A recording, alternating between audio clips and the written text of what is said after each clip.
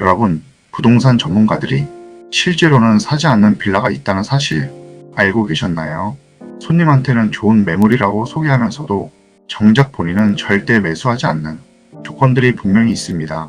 저는 15년간 현장에서 그런 조건들을 모르고 계약했다가 뒤늦게 후회하시는 분들을 정말 많이 봐왔습니다.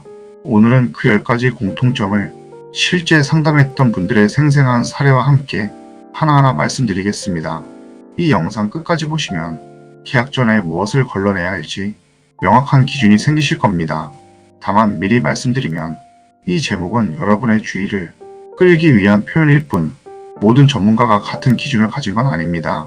그럼에도 현장에서 반복적으로 확인되는 위험 신호들이 분명히 있습니다. 그 이유부터 짚어보겠습니다. 신축 빌라 시장은 짧은 기간에 빠르게 분양이 이루어지다 보니 충분한 검증 없이 계약이 진행되는 경우가 많습니다. 그 빠른 속도 안에서 놓치기 쉬운 10가지 함정, 지금부터 하나씩 짚어드리겠습니다. 첫 번째, 주변 시세보다 지나치게 비싼 분양가입니다. 동일 면적의 실거래가보다 가격이 높게 책정된 경우가 있습니다.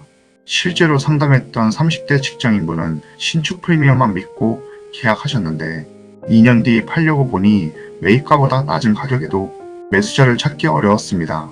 결국 시세 차익은커녕 원금조차 회수하기 어려운 상황이 되어 지금도 매도를 미루고 계십니다. 두 번째, 전세가율이 80에서 90% 이상인 빌라입니다. 매매가와 전세가의 차이가 매우 적으면 깡통전세 위험이 커집니다. 여기까지 두 가지를 말씀드렸는데요. 다음은 겉으로는 잘 안 보이는 대지지분과 주차 문제를 짚어보겠습니다. 세 번째, 대지지분이 지나치게 적은 빌라입니다. 건물 면적만 보고 계약하기 쉽지만 대지지분도 자산 가치에 큰 영향을 미칩니다. 실제로 한 신혼부부는 건물이 넓고 마음에 든다는 이유로 계약하셨는데 나중에 알고 보니 대지지분이 인근 빌라의 절반 수준밖에 안 됐습니다. 결국 재건축이나 향후 개발 시에도 불리한 조건이 될 수밖에 없다는 걸 계약 후에 알게 되셨습니다. 네 번째, 주차 공간이 부족한 빌라입니다.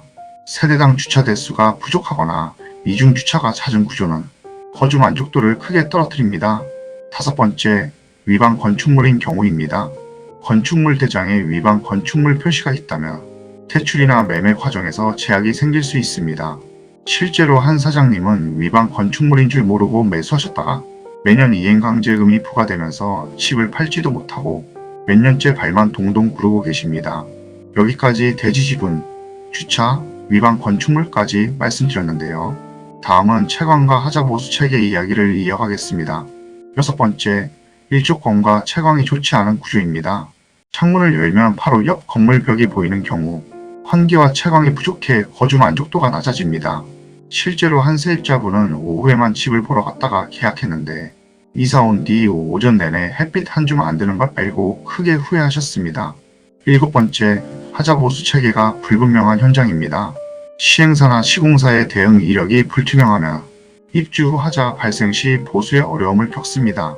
실제로 한 사장님은 입주 후 누수 문제로 하자 보수를 여러 번 요청했는데 시행사가 연락을 잘 받지 않아 결국 개인 비용으로 수리하셔야 했습니다. 여덟 번째, 거래가 거의 없는 지역입니다. 실거래 사례가 적거나 거래가 장기간 정체된 지역은 매도할 때 시간이 오래 걸릴 수 있습니다. 여기까지 채광, 하자보수, 거래량까지 말씀드렸는데요. 마지막 두 가지는 특히 최근에 많이 문의 주시는 퇴출 관련 위험입니다. 아홉 번째, 과도한 퇴출을 전제로 한 분양입니다. 무입주금이나 퇴출 100% 가능을 강조하는 경우 상환 능력보다 퇴출 규모가 커질 위험이 있습니다. 실제로 상담했던 30대 신혼부부는 퇴출 100% 가능이라는 말만 믿고 계약하셨는데 2년 뒤 금리가 오르면서 월급의 절반 가까이를 퇴출 상환에 쓰게 되셨습니다. 열 번째, 권리관계가 복잡한 빌라입니다. 근저당권, 가압류, 압류 등이 얽혀 있다면 계약 자체를 피하시는 게 안전합니다. 계약 전 등기부 등본 확인은 정말 필수 중의 필수입니다. 저희가 상담 초반에 가장 먼저 여쭤보는 것도 바로 이 부분입니다. 여기까지 신축 빌라의 10가지 공통점을 모두 말씀드렸습니다.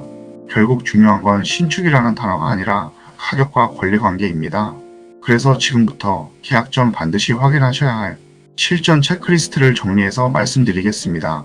첫째, 국토교통부 실거래가 공개 시스템에서 주변 시세와 반드시 비교해 보셔야 합니다. 둘째, 등기부 등본과 건축물 대장을 열람해서 권리관계와 위반 건축물 여부를 확인하세요. 셋째, 대지 지분과 세대당 주차 대수를 정확한 서류로 확인하시고, 넷째, 관리비 및 관리 상태도 함께 살펴보셔야 합니다. 다섯째, 낮과 밤 모두 현장을 방문하셔서 채광과 주차 상황을 직접 눈으로 확인하시는 것이 가장 중요합니다. 여섯째, 하자보수 보증 내용과 시행사, 시공사 정보까지 꼼꼼히 확인하셔야 합니다.